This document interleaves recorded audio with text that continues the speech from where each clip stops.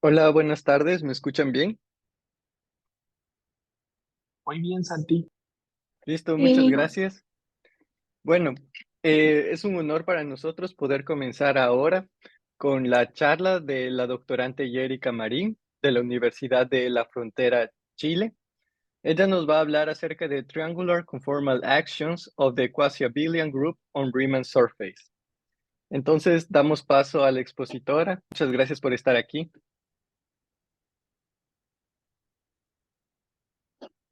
hola, Hola, ¿qué tal? Te escuchamos.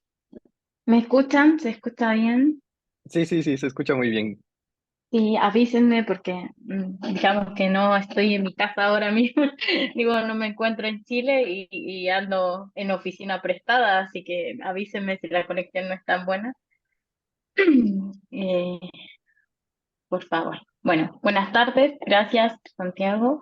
Eh, bueno, primero que nada, muchas gracias a todos los organizadores de este evento. La verdad es que me contenta mucho tener este tipo de eventos. Espero se sigan repitiendo, que haya una segunda y más ediciones, y sobre todo particularmente a Juan Carlos por su invitación. Eh, voy a empezar a compartir acá.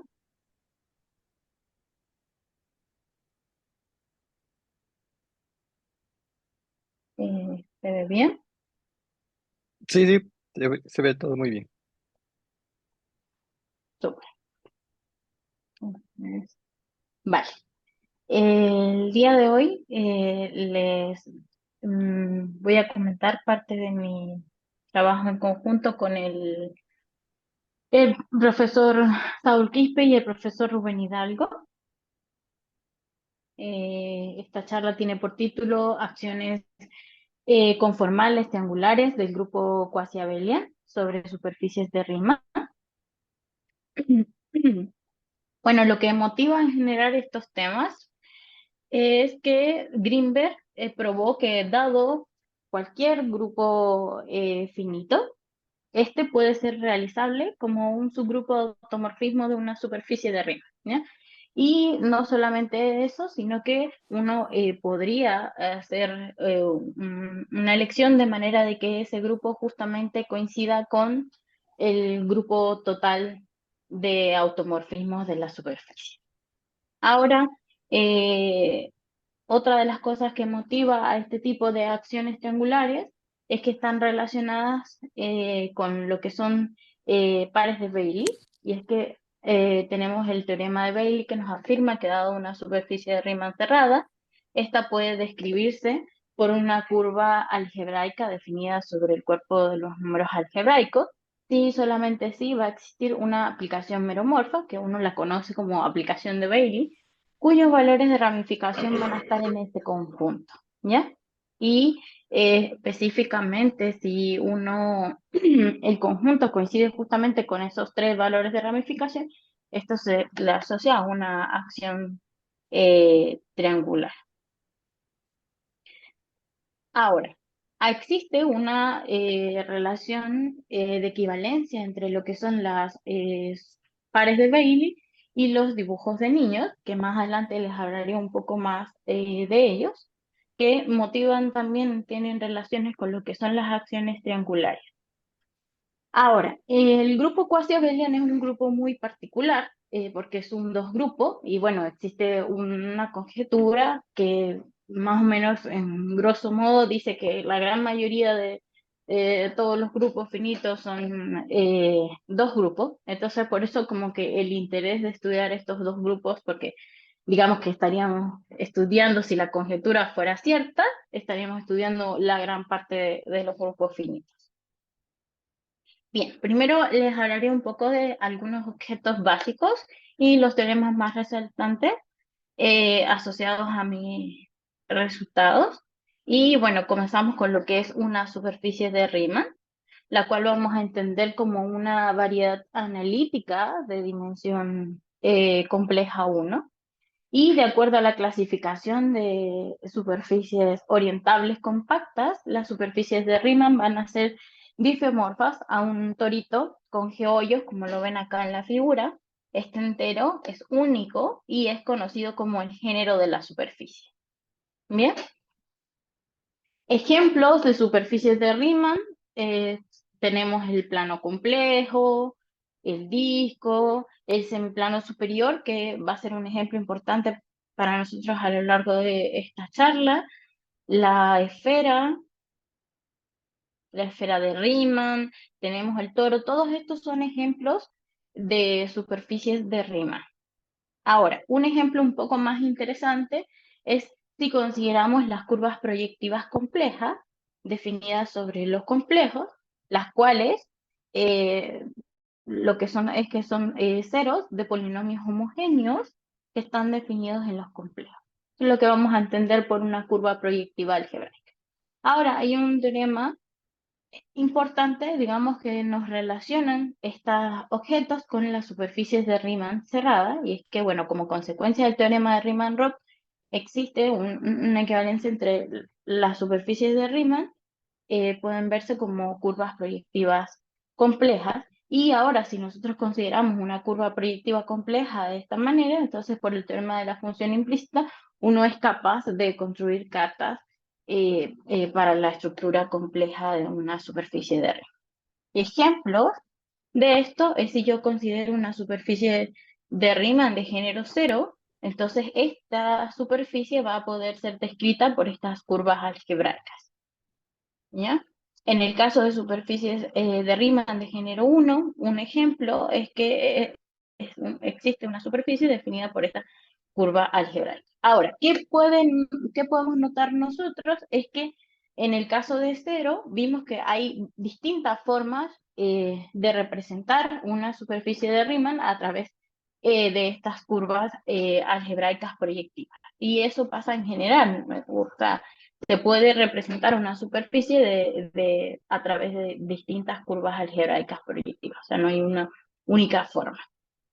Ahora, dada una superficie de Riemann, ¿sí?, nosotros podemos considerar biolomorfismos de la superficie S en sí mismo, y estos van a ser los conocidos automorfismos de la superficie. ¿Qué pasa? Que estos conjuntos de todos los automorfismos forman un grupo que en el caso que tenga elementos conformales o anticonformales, es decir, elementos que preservan y revierten la orientación de la superficie, a este grupo lo vamos a llamar el grupo total de los automorfismos. Mientras que si el grupo está constituido solo por los elementos que preservan la orientación, entonces lo vamos a denotar como aún más de ese. ¿Todo bien hasta ahora? ¿Sí? ¿Se escucha? Ok. ¿Sí? Sí, todo está muy bien. Ok. Bien, entonces, bueno, dado ahora esta definición y este conjunto, ¿qué pasa? Que el grupo de los automorfismos conformales de la superficie va a ser un subgrupo normal de índice lo más 2 en el grupo total de los automorfismos de la superficie. Y bueno, Hurwitz probó la conocida cota de Hurwitz, y es que dada una superficie de Riemann cerrada, entonces el grupo de automorfismos conformales de la superficie va a estar acotado. Este resultado es importante porque él nos está hablando de la finitud del grupo de automorfismos conformales de la superficie. Ahora, un ejemplo es si consideramos al semiplano superior como una superficie de Riemann, entonces su grupo de automorfismos es el grupo proyectivo general lineal, que uno podría verlo, digamos, como representarlo por las matrices de tamaño 2 por 2 con coeficientes en R, pero donde estas matrices van a tener determinante más o menos 1. Y en el caso de los automorfismos que preservan la orientación, es decir, que van a ser conformales, el determinante de esta matriz va a ser 1. Hay una distinción, sí, en estos elementos que revierten la orientación, o sea, de estos automorfismos que revierten la orientación en plano superior, y es que son conocidos como reflexiones si son de orden 2, o reflexiones deslizantes si son de orden infinito. Bien, ahora, nuestro interés son las acciones de grupos finitos, entonces, bueno, dado un grupo finito y es una superficie de Riemann cerrada, vamos a hablar de una acción conformal o anticonformal, de G sobre la superficie si yo tengo un monomorfismo que va de mi grupo finito al grupo de automorfismos totales de la superficie. Y en nuestro caso estamos interesados sobre todo cuando la acción es conformal. Es decir, que este monomorfismo va a ir de mi grupo finito al grupo de automorfismos totales de la superficie. Y bueno, como se los mencioné, Greenberg tiene un teorema que es bastante fuerte y es que cada grupo finito actúa de forma conformal sobre una superficie de Riemann. Ahora bien, dado un grupo finito que actúa de forma conformal sobre una superficie de Riemann S, entonces podemos considerar su cubrimiento de Galois o de Galois entre esta y esta superficie o este espacio cociente, que también es una superficie de Riemann, donde estos van a ser sus valores de ramificación. Entonces, lo que vamos a entender por una asignatura del encubriente, o también conocida como la asignatura de esta superficie cociente, va a estar definida de esta forma, donde este va a representar el género de esta superficie cociente y los SSUI van a ser los índices de ramificación de cualquier punto en las fibras o en las preimágenes de los ISUI. Ahora, en particular, que es el plato, digamos, central, las acciones triangulares, si el género es 0 y yo voy a tener 3 valores de ramificación, esto es lo que se le conoce como una acción triangular o una triangular acción. Bien, ahora, ¿qué pasa? Es de gran utilidad en general en esta teoría de las acciones de grupos finitos trabajar con grupos net, porque estos grupos net me van a uniformizar, digamos, a las superficies de Riemann. Entonces, ¿qué es lo que vamos a entender por un grupo net? Bueno, vamos a entender por un grupo net, que en general esto es por sus siglas en inglés, pero es un grupo cristalográfico, digamos, no euclidiano, donde este va a ser un subgrupo discreto del grupo de automorfismos del semiplano superior que vimos antes. Por eso les dije que era un ejemplo importante, que tiene la condición de cocompacto. ¿Qué es lo que vamos a entender por cocompacto? Vamos a tomar el semiplano superior y lo vamos a cocientar por ese grupo NE. Si esta superficie es compacta, entonces eso es lo que estamos diciendo que está cumpliendo la condición de cocompacto. Ahora, dado un grupo net que esté completamente contenido en los automorfismos conformales de la superficie, es lo que vamos a entender por un grupo fucsiano, ¿sí? Y que se conoce como grupo fucsiano o grupo compacto fucsiano. Y en cualquier otro caso, es decir, que ya no esté completamente contenido en los automorfismos que preservan la orientación del semiplano superior, lo vamos a llamar como un grupo net propio, ¿ya?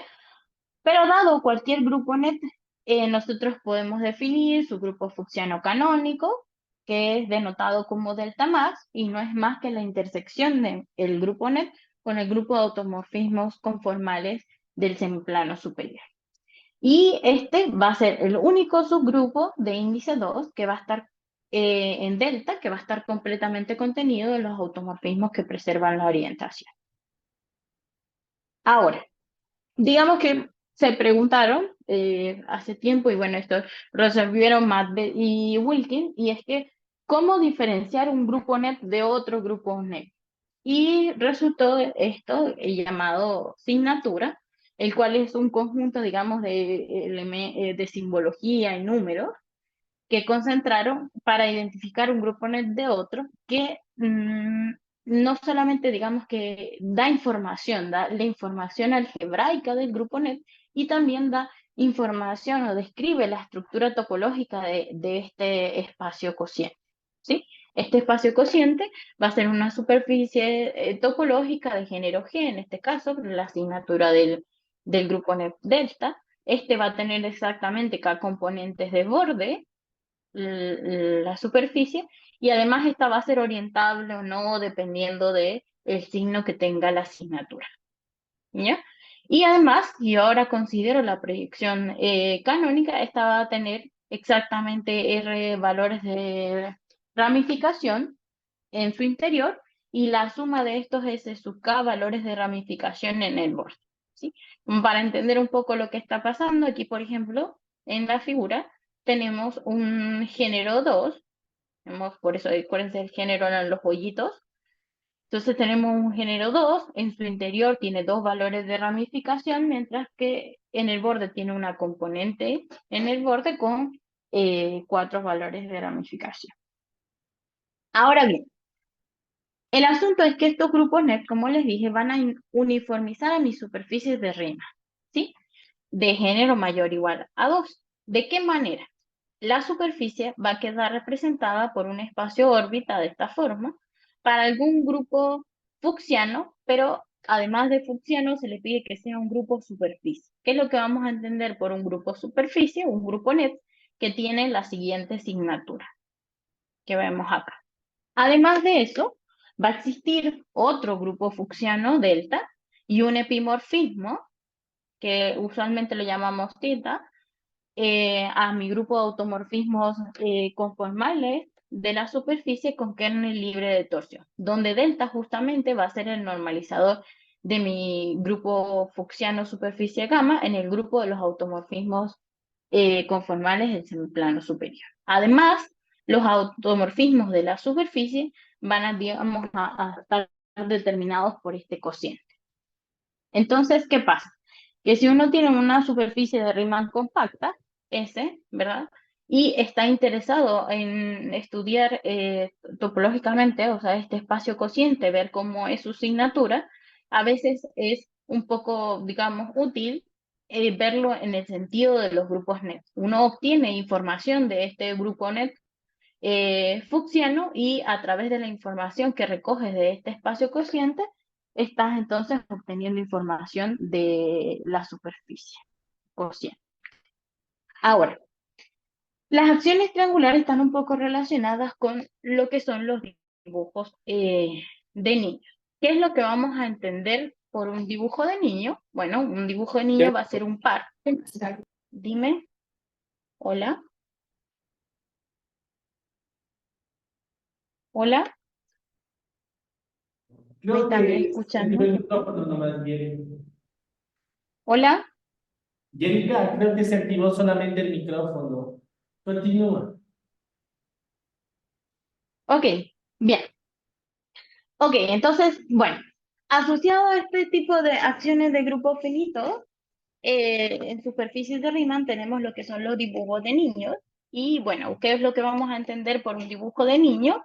Es que tenemos X, va a ser un par de esta forma, donde X justamente va a ser una superficie compacta orientable y G va a ser un grafo bipartito. ¿Qué es lo que vamos a entender por un grafo bipartito? Bueno, va a ser un grafo bicolorial. O sea, ustedes imagínense que tienen dos vértices adyacentes y cada dos vértices adyacentes, esos vértices van a tener coloraciones diferentes, que usualmente se usa como blanco y negro. ¿Ya? Además de eso, va a tener que las componentes conexas de la superficie sin el grafo son exactamente discos topológicos, o sea, los cuales uno les llama las caras del dibujo de niños.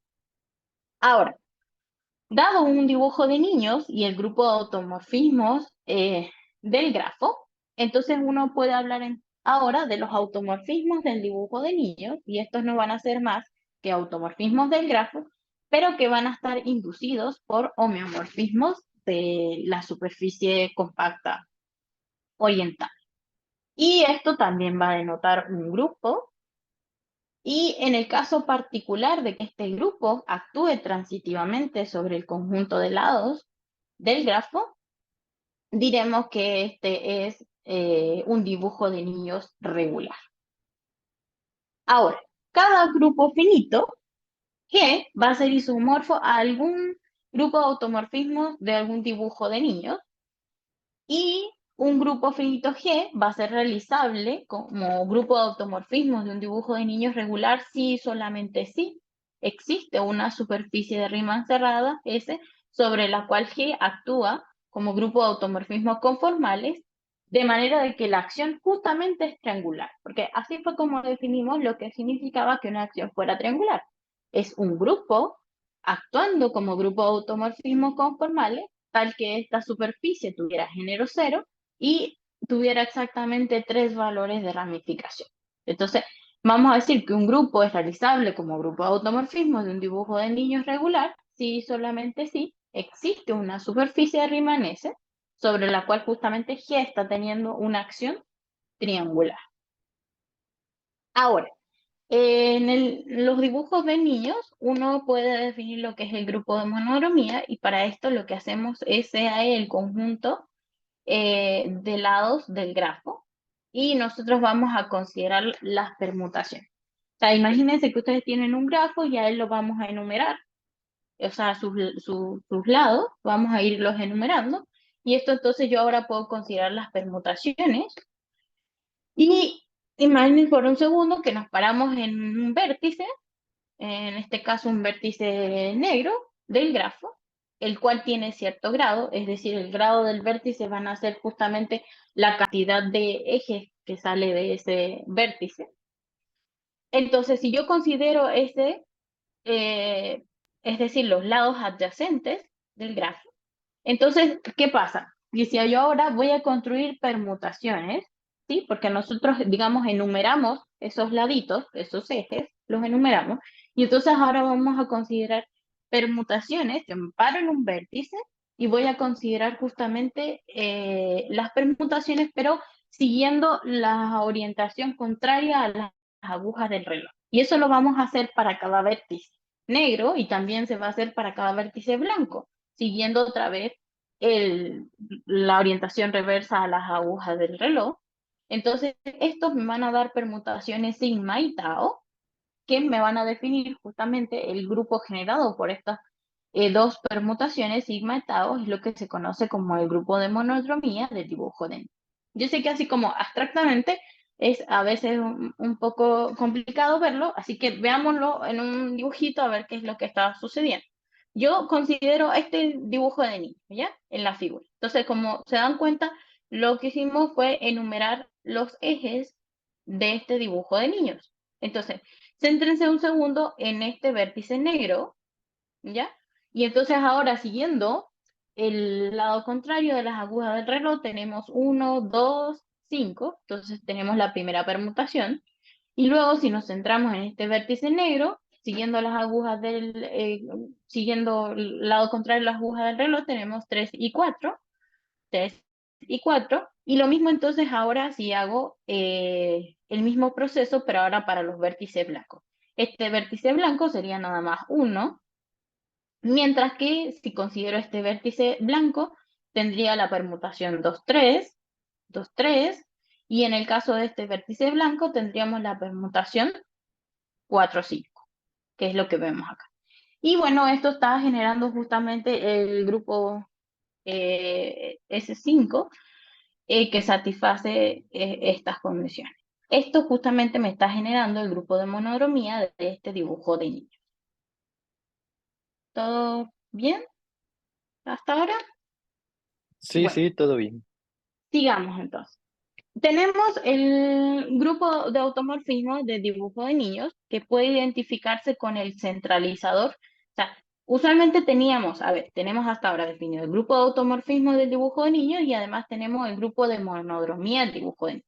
Pues resulta que sí, este grupo de automorfismo del dibujo de niños yo lo voy a poder identificar con el centralizador del grupo de monodromía del dibujo de niños. Y en el caso particular, es decir, que este grupo de automorfismo esté actuando transitivamente en los lados del grafo, entonces voy a tener que es un dibujo regular.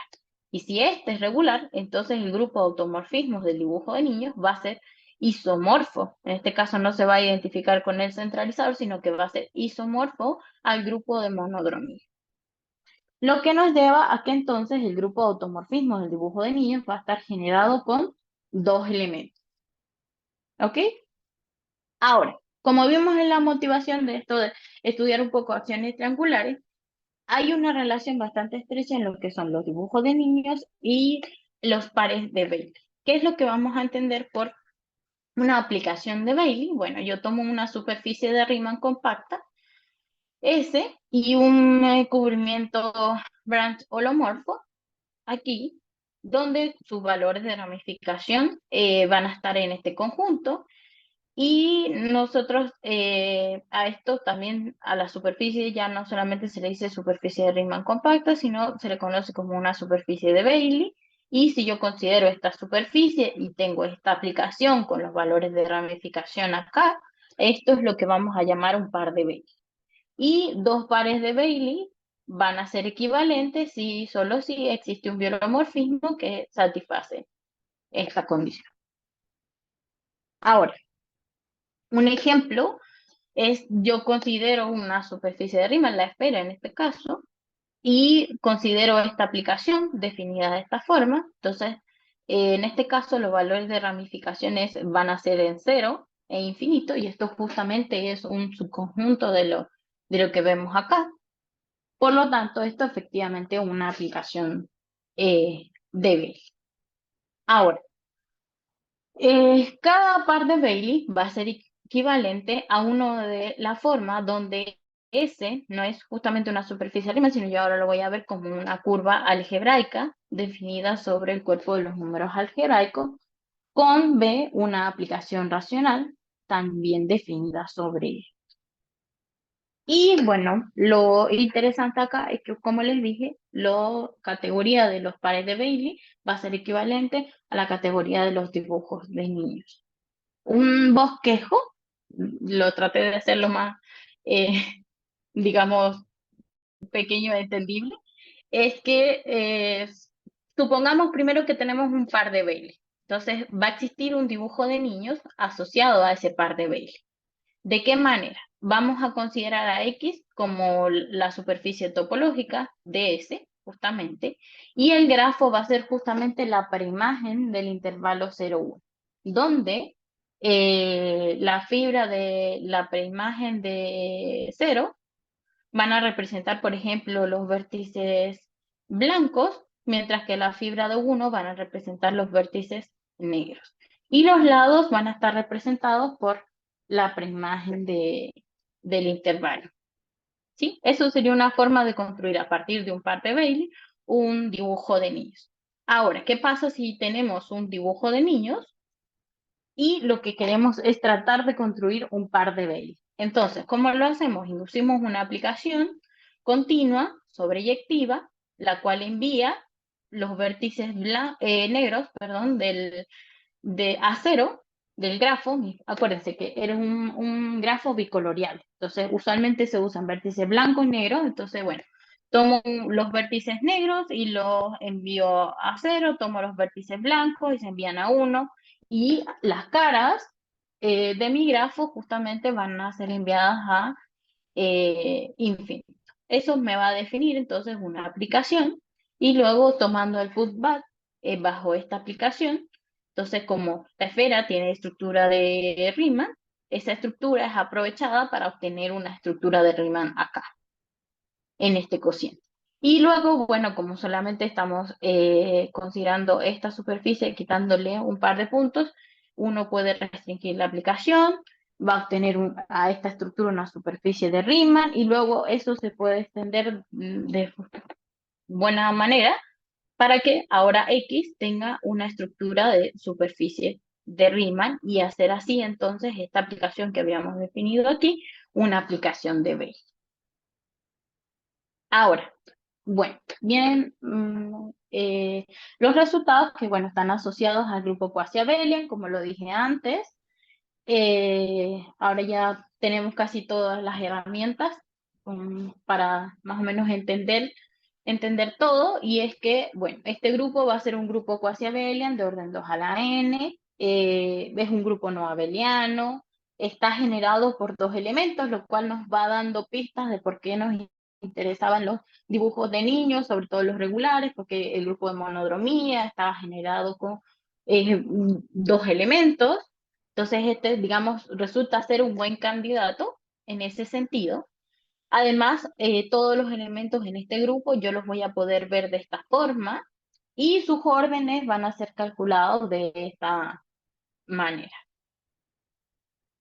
¿Ok? Ahora, bien, ¿qué otras propiedades o qué otras cosas se saben al respecto de este grupo? Es que este grupo va a tener exactamente 3 subgrupos de índice 2 en QAN, que son exactamente un abeliano visto de la forma del producto directo de dos cíclicos, y además dos cíclicos, el número de involuciones, es decir, de elementos de orden 2, en el grupo quasi-abelian es 3, mientras que este número también coincide para subgrupo de índice 2, el producto directo de estos ciclos. Y ahora, si yo considero el número de involuciones de los subgrupos cíclicos, esto va a ser 1. Y bueno, las clases de conjugación de este grupo quasi-abelian van a ser con representantes en esta clase y son exactamente este número.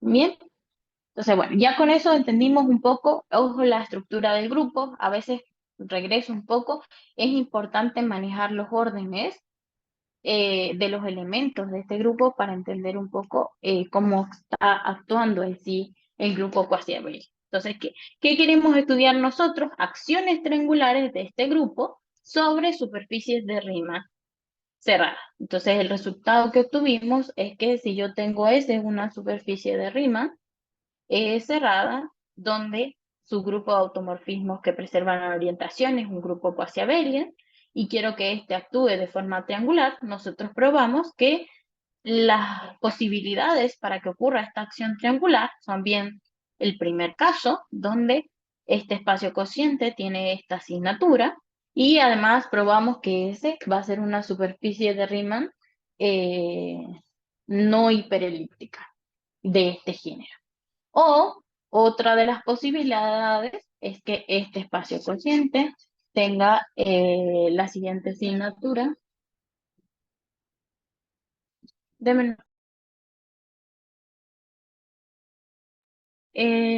Lo siento. Entonces tengo la siguiente asignatura, ¿ok?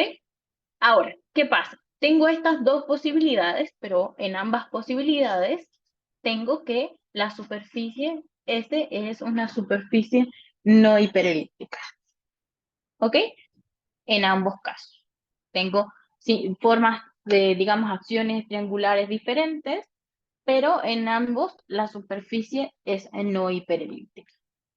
Ahora, una idea de la prueba es que, bueno, nosotros nos tomamos uno de los subgrupos de índice 2, el grupo cíclico, y consideramos un cubriente regular ramificado con grupo de esto justamente. Y bueno, como les dije, esto como es de índice 2, va a ser un subgrupo normal de QAN del grupo quasi-abelian. Además, este elemento, que es de orden 2, va a inducir una involución conformal sobre el orbifold, es decir, sobre este cociente, que va a permutar, si lo ven en el dibujo, yo considero, esta va a ser mi involución conformal, esta va a permutar los valores de ramificación de pi, es decir, los puntos cónicos del orbifold, y en este caso tenemos que este cociente va a coincidir con el orbifold cocientado por la involución inducida.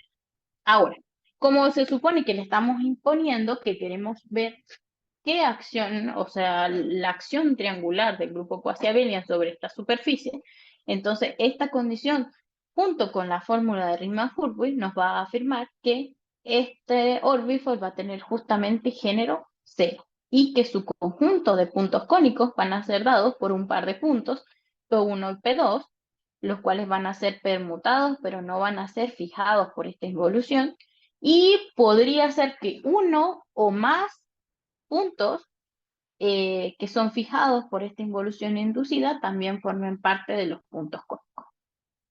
Ahora entonces, como les dije, aquí nos dimos cuenta que esta orbifold tiene género cero, pero entonces como la orbifold tiene género cero por el teorema de uniformización, nosotros podemos identificar esto con la esfera de Riemann, y salvo una postcomposición por transformaciones de Mobius, todo para que digamos que de cierta forma más agradable o bonito a la hora de repente sacar cuentas, podemos asumir que entonces la involución es esta, la involución inducida es esta, y que sus valores de sus puntos cónicos, sus valores van a ser -1 y 1. ¿Ok? Ahora, como el grupo finito de transformaciones de Möbius no es ni cíclico ni hidral. O sea, nuestro grupo no es isomorfo a ninguno de estos, ¿ya? Tenemos que ese no puede tener género cero, y esto junto con la fórmula de Riemann-Hurwitz nos afirma que entonces más o menos uno no pueden ser los únicos puntos cónicos de la superficie cociente del órbita, sino que también al menos algunos de los puntos fijos acá en la involución inducida va a tener también que eh, aportar, es decir, va a formar parte de los valores de los puntos cónicos. ¿Bien? Ahora, ¿qué pasa? Vamos a suponer en este caso que cero es justamente el punto, el otro punto cónico. Entonces, eso nos queda que infinito queda con dos posibilidades. Podría ser que infinito sea un punto cónico este espacio cociente, o puede, caso 2, que infinito, bien sea o infinito es un punto cónico o infinito no es un punto cónico. Estas son las dos posibilidades. Ahora, supongamos que infinito no es un punto cónico. Entonces, si no es un punto cónico, significa que el QN, el cuasi-abeliano estabilizador de cualquier punto en infinito, va a ser generado por estos elementos. ¿Por qué por estos elementos? Porque como estamos diciendo que no va a interferir, es decir, no va a ser un punto cónico del órbita, esta no debe contener potencias no triviales de X. Entonces los elementos van a tener que ser de esta forma en el estabilizador. Y estos elementos, como los vimos antes, subórdenes, son dos, por lo tanto estos me están aportando con un punto cónico de orden 2 en la acción triangular, que es el que vas acá, y como no interfiere en los puntos cónicos del órbita, porque no es un punto cónico, entonces aporta con un 2 en la asignatura que queremos construir de forma triangular. Ahora, los puntos cónicos dijimos que iban a ser más o menos 1 y 0. Como 0 es un punto fijo de la involución inducida, este tiene puntos en su preimagen sobre ese con estabilizador generado por un elemento de esta forma. Acuérdense que nuevamente no puede tener solamente potencias no triviales porque es un punto fijo de la involución inducida. ¿Sí? Entonces van a ser elementos de esta forma, y los elementos de esta forma aportan, digamos, tienen un orden que va a estar asociado a la forma 4R, y ahí me dan condiciones para R, donde R tiene que ser un divisor de este número. ¿Sí? Ahora, ¿qué pasa que estamos obteniendo para O? Lo vemos aquí. Para O estamos obteniendo, como estos permutan, más o menos uno permuta, entonces como estos permutan, están bajando aquí a un punto, mientras que infinito no aporta nada, así que baja con un 2, y como 0 es un punto cónico, baja 4R. ¿Ok? Entonces la asignatura de este cociente va a quedar de esta forma, mientras que la asignatura triangular del quasi-abelian, de este espacio cociente, va a quedar dada de esta forma: 2, 4R, 2 a la n-1, donde R está cumpliendo estas condiciones. Ahora, un asunto así. Hasta aquí lo único que hemos logrado son encontrar, digamos, posibles signaturas triangulares con las cuales podría actuar el grupo quasi-abelian por la estructura que tiene y las condiciones que estamos buscando que sea una acción triangular. Pero la pregunta ahora es si realmente dicha asignatura es realmente una acción, es decir, si son realmente admisibles para una acción del grupo quasi-abelian. Y entonces aquí es donde nos aprovechamos de la uniformización que vimos de los grupos NEP asociados a las superficies de Riemann, y para eso entonces yo considero un grupo fucsiano gamma con una asignatura de esta forma, y entonces mi grupo fucsiano va a tener una presentación de esta manera. Y para que realmente la acción del quasi-abelian ocurra bajo esta asignatura, entonces la idea es que debemos construir un epimorfismo con kernel libre de torsión, tal que gamma vaya al quasi-abelian. ¿Sí? Y efectivamente nosotros logramos, aquí está, este es el epimorfismo que satisface estas condiciones, mientras que si R es distinto de este número, obtenemos que en este caso la asignatura no es admisible. A pesar de que era una candidata a asignatura triangular, la acción no es admisible. Entonces, finalmente, por la fórmula de Riemann-Hurwitz, considerando esta asignatura, obtenemos que el género de la superficie es este. Hasta ahora hemos probado que efectivamente si consideramos que este infinito no es un punto cónico, entonces llegamos a que la acción triangular ocurre en este género. Parte del teorema es que en ambos casos, les dije, se probó que la superficie era no hiperelíptica. Entonces, ¿cómo es la idea de la prueba? Asumimos lo contrario. Asumamos que sí, nuestra superficie es hiperelíptica. Pero si una superficie es hiperelíptica, significa entonces que yo tengo una involución hiperelíptica. No es cualquiera, es una involución que está en el centro y como está en el centro, tiene cierta asignatura. Entonces, ¿qué pasa? Como QN no es isomorfo a ninguno de los grupos finitos de las transformaciones de Möbius, se sigue entonces que necesariamente esta involución hiperelíptica, que debería tener una superficie hiperelíptica, debería estar dentro del grupo cuasi abeliano. Entonces, si ahora nosotros estudiamos los elementos que tienen orden 2 en el grupo cuasi abeliano y además aquellos que pertenecen al centro del grupo cuasi abeliano, el único que es candidato es un elemento de esta forma. Entonces, si realmente la superficie fuera hiperelíptica, estaríamos diciendo que al yo cocientar la superficie por el generado de este elemento, yo debería tener una asignatura de esta forma. Eso en el caso de que mi superficie fuera hiperelíptica. ¿Qué pasa? Que nosotros obtuvimos anteriormente que este grupo actuaba, que es la primera parte de nuestro cociente con grupos de justamente este grupo cíclico, hallamos que el Orbifold tenía esta asignatura.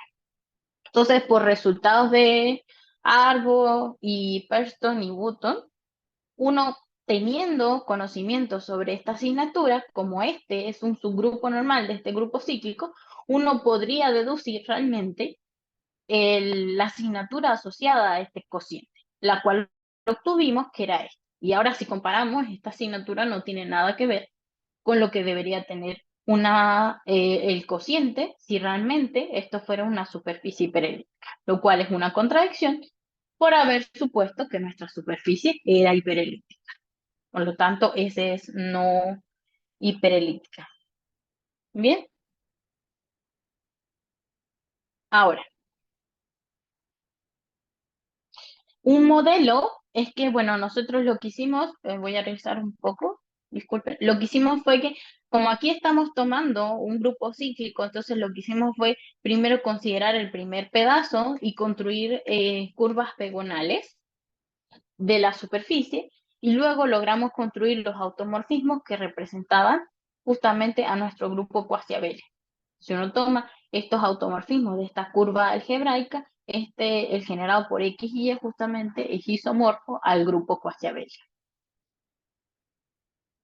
Ahora bien, en el caso de si infinito es un punto cónico, digamos que es un tratamiento similar al caso 1.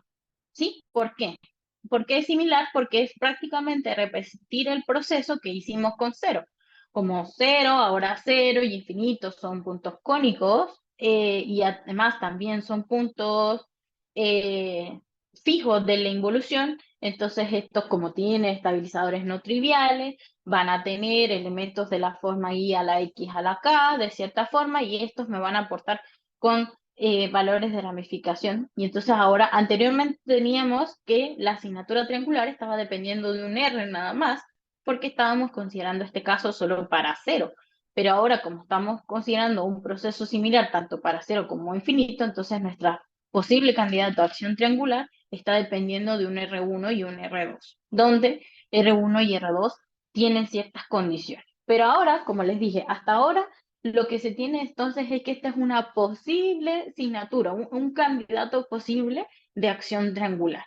Entonces, para realmente ver que efectivamente el grupo quasi abelian actúa de forma triangular sobre nuestra superficie de Riemann cerrada, realmente que es admisible, volvimos a construir, llevar a la uniformización de los grupos net, volvimos a construir un epimorfismo que va desde un grupo fuchsiano al grupo quasi-abelian, y logramos ver que para que realmente fuera admisible, ese epimorfismo R sub 2 tenía esta condición.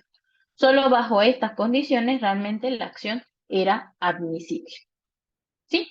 Ahora, como les dije, cuando uno tiene este tipo de acciones triangulares, uno puede asociarlas a valores de, digamos, a un cubrimiento regular de ramificación, que fue lo que construimos, y entonces le vamos a asociar un dibujo de niños, ¿sí? Con grupo D, con grupo D, el grupo quasi abelian. Entonces, si yo hago la composición, yo lo que estoy teniendo con esto es justamente una aplicación de Bailey, porque recuerden que nuestros valores de ramificación estaban siendo, ¿quién?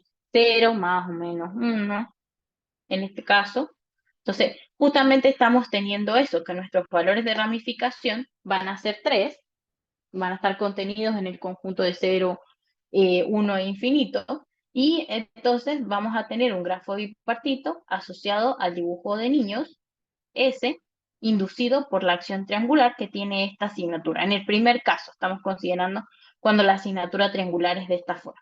En ese caso, el grafo asociado es un grafo completo que viene de este grafo, el cual es sustituido cada lado, es reemplazado por 2 a la n menos 2 lados. Ay, pasemos rápido. Y este, para el caso más chico, cuando n es igual a 4, entonces el dibujo de niños que se está formando es lo que vemos acá.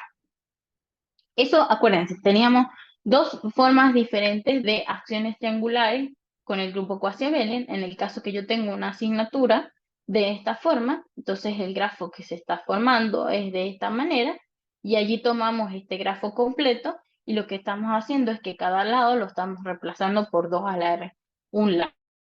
En el caso en el que n es igual a 5, pero R1 es 1 y 2 respectivamente, entonces tengo esto como mis dibujos de niños. Bien, ahora para que quede bien determinado el dibujo de niños, lo que nosotros necesitamos describir es nuestro grupo de monodromía. Entonces, ¿qué hacemos? Construimos permutaciones nu y sigma de esta forma, donde nu y sigma satisfacen justamente las relaciones, por lo cual es isomorfo al grupo quasi-abelian. ¿Sí? Y así entonces estaría completamente determinado. Aquí entonces, a través de esta acción triangular, nosotros logramos encontrar dibujos de niños asociados a esta acción triangular del grupo quasi-abelian. Bien, pero esto no es la única consecuencia de estudiar esta acción triangular. Hay otras que son asociadas a los géneros minimales, ¿sí? Grimberg realmente probó que como les dije, cada grupo finito puede actuar como grupo de automorfismo de una superficie de Riemann cerrada. Pero eso no es lo único, sino que dado un grupo finito, este puede actuar en superficies de distintos géneros. Entonces viene el conocido y llamado problema del género minimal, que consiste en hallar el menor género de una superficie de Riemann sobre la cual G actúa, pero ¿qué pasa? Cuando uno se concentra justamente en acciones conformales, es decir, acciones que preservan la orientación, este género minimal topológico se conoce como el género simétrico fuerte. Mal, en el 2003 probó que este género simétrico fuerte justamente coincidía con este, que fue uno de los géneros que nosotros encontramos con la acción triangular.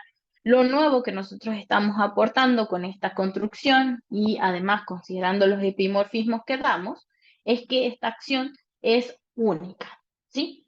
Por la construcción, y además si yo tomo ahora el epimorfismo, esto va a ser única, salvo automorfismo del grupo net, y salvo automorfismos del grupo quasi-abelian. Y bueno, esto básicamente sería todo. Gracias por su atención. Muchas gracias, Yérika. Podemos dar un fuerte aplauso. Muchas gracias por tu presentación. Gracias. No sé si alguien tiene alguna pregunta, tanto los que están por Zoom o los que están presencial. Ahorita tenemos un tiempito para las preguntas.